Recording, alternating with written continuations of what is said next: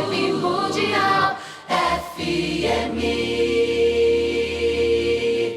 E olha, vocês sabem, né? Todas as quintas-feiras nós temos um encontro para falar sobre prosperidade, a jornada da prosperidade, na verdade, através do tarô. A gente começa a estudar cada um dos arcanos, né? Cada uma das cartas e entender que mensagens que elas trazem para a gente, né? Nesse quesito do sucesso, da prosperidade, que conselhos elas nos apontam. Terças-feiras a gente fala de fitoenergética, né? A gente tem o nosso programa todas as terças-feiras às 15h30. Às 15 horas, gente, tô aqui com tanto horário. 15 horas às terças-feiras a gente fala de fitoenergia, a gente fala de magia das ervas. Todos os dias pela manhã o horóscopo e hoje sempre é o tarô. E você já sabe, daqui a pouquinho vou atender o ouvinte, você pode ligar aqui para a rádio, fazer sua pergunta, o tarô responde, a gente pode bater um papo sobre essa temática espiritual, esotérica, mística. Lembrando que o nosso número aqui na rádio é o 31710221, 32624490. Bom, se você perdeu os programas anteriores, em que eu falo de cada um desses arcanos até o número 7, vocês podem ver no Portal dos Espiritualistas, canal YouTube, não é? Que tá tudo lá, então no meu Instagram, ricardoida.astrologia. Hoje a carta é a Justiça. Uma carta extremamente interessante, né? Porque ela vai falar não só das questões jurídicas, né, de questões legais, mas ela vai trazer também duas outras leituras possíveis que são fundamentais para quem quer prosperar, ser feliz, ser mais bem-sucedido, mais bem-sucedida na vida. Então, a segunda leitura, além da justiça, dos aspectos legais, jurídicos, a Carta da Justiça fala também das consequências das nossas escolhas, não é isso? Se a gente imaginar que em algum momento temos a carta 6, né, dos enamorados, das escolhas. Em seguida vem a carta 7 do carro. Em seguida temos a carta 8, que é a justiça. E essa carta 8, ela vai falar bastante sobre os resultados das escolhas que nós fizemos nos enamorados e do nosso caminhar depois através do carro. Aqui no Brasil, sempre é bom lembrar que a gente tem certa desconfiança em relação à justiça e isso não deveria acontecer, né? E isso porque a gente sempre acredita na justiça parcial, quando a justiça, na verdade, por essência, deveria ser imparcial, né? Se a gente imaginar lá a imagem, né, que se tem da justiça, é sempre aquela moça com os olhos vendados, com uma espada, não é? E com a balança na mão, trazendo sempre o equilíbrio de uma decisão.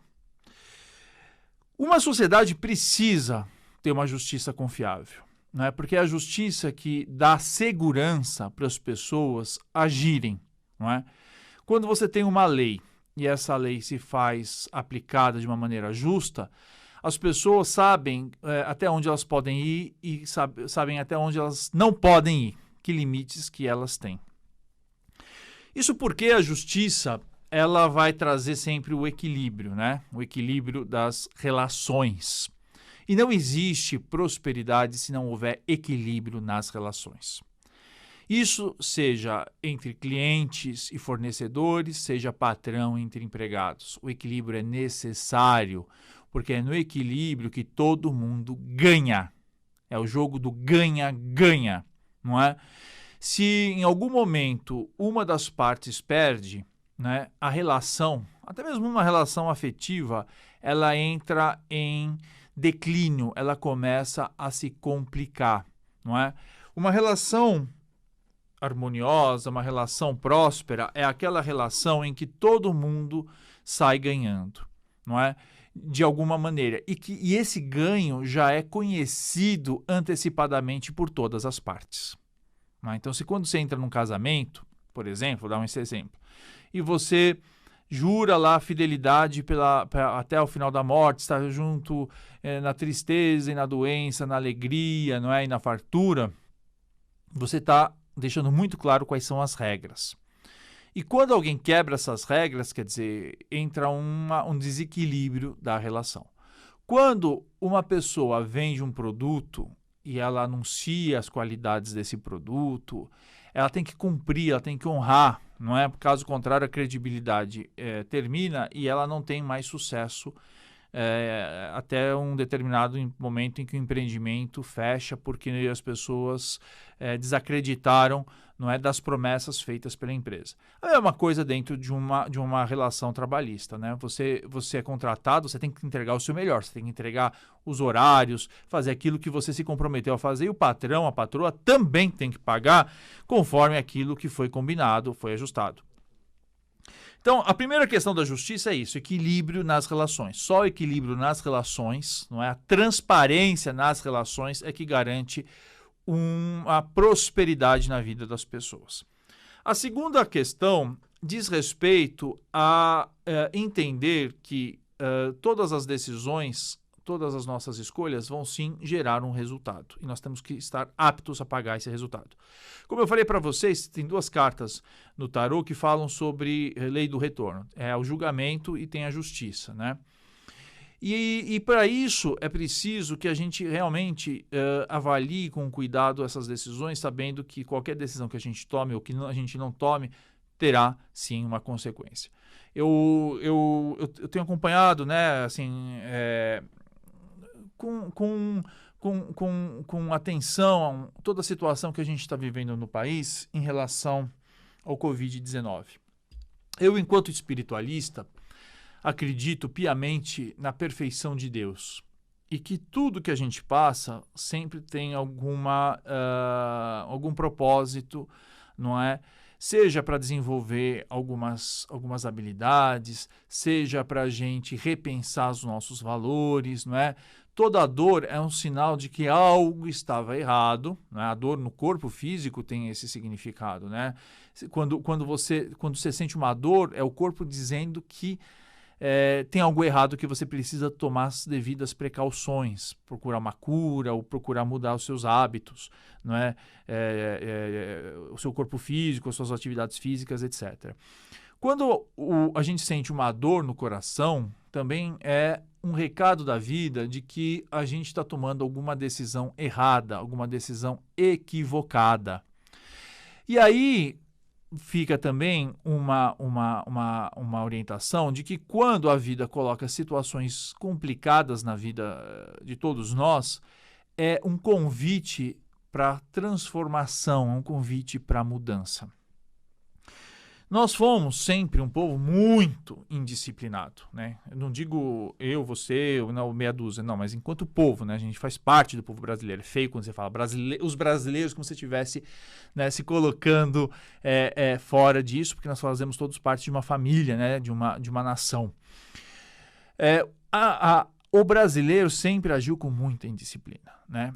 Sempre agiu, sempre também fugindo, não é, das regras e burlando e tentando achar um jeitinho para poder levar vantagem. Eu digo isso, repito, em função de povo, não especificamente, porque tem muita gente que eu conheço e são milhões de pessoas que não abominam esse tipo de comportamento. Mas, no geral, sempre prevaleceu tudo isso. Sempre prevaleceu também um certo descuido com quem que a gente colocaria no poder, inclusive vereadores, deputados, né? A gente coloca todo mundo, de jogador de futebol, a cantor, a religioso, a palhaço, não importa. E a gente nunca teve o cuidado de realmente acompanhar e exigir mudanças que pudessem melhorar a vida de todos nós. E essa pandemia trouxe justamente o quê? Mostrou que a indisciplina, o descuido com a saúde durante muito tempo levaria a esse colapso que a gente está passando. Eu sou otimista, né? Eu acredito friamente e plenamente de que nós vamos superar todos o que está acontecendo. Não é? Mas para isso vai ser necessário uma transformação importante e radical no comportamento de todos nós. Vai ser necessário a gente agir com mais disciplina, com mais austeridade, a gente aprender a respeitar a coletividade, porque uma pessoa que anda sem máscara na rua, ela pode estar contaminando muita gente, né? Então, pensar no coletivo é fundamental. De outra maneira, aprender a valorizar os médicos, os enfermeiros, os auxiliares de enfermagem, os profissionais de saúde, não é? Durante décadas, as pessoas deixaram de lado o investimento, né, na saúde e na educação para formar cientistas e preferiram investir em influenciadores digitais, em jogadores de futebol. Não que eles não tenham o seu valor, tem sim, mas a gente tem que saber colocar cada coisa no seu lugar, não é? E a gente nunca deu valor para cientista enquanto país. A gente nunca deu valor a pesquisador, a gente nunca deu valor a biólogo, não é? Mesmo os médicos foram sempre deixados à margem, os enfermeiros, e hoje a gente viu o quanto necessário, não importa se você tem dinheiro, se não tem dinheiro, com a sua posição política, religiosa, a importância e o quanto nós dependemos desses profissionais. Tudo isso ajuda a gente a rever e repensar a nossa vida. Então a justiça traz isso. A justiça é o resultado das nossas ações. O terceiro elemento que fala muito a Carta da Justiça é a frieza, a racionalidade. Não é possível, não é, uma pessoa ser próspera se ela não souber agir com uma frieza e com a razão.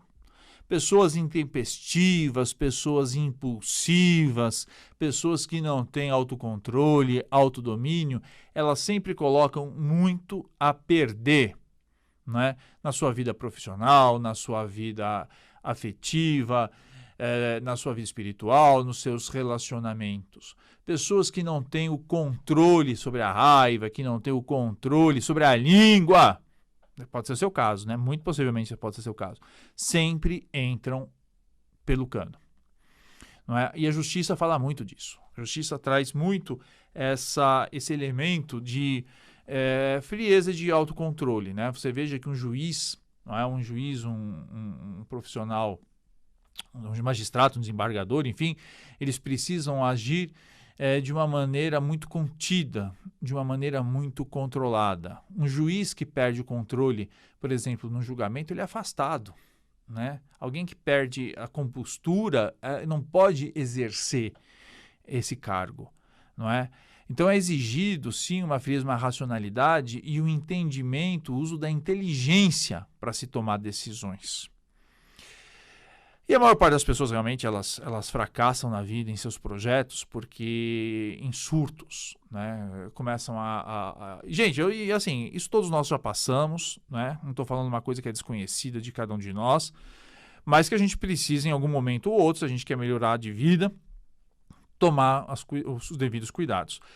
Esse fogo que a gente carrega da impulsividade, esse fogo da vontade, esse desejo de conquistar, ele precisa ser dominado, ele precisa ser bem utilizado.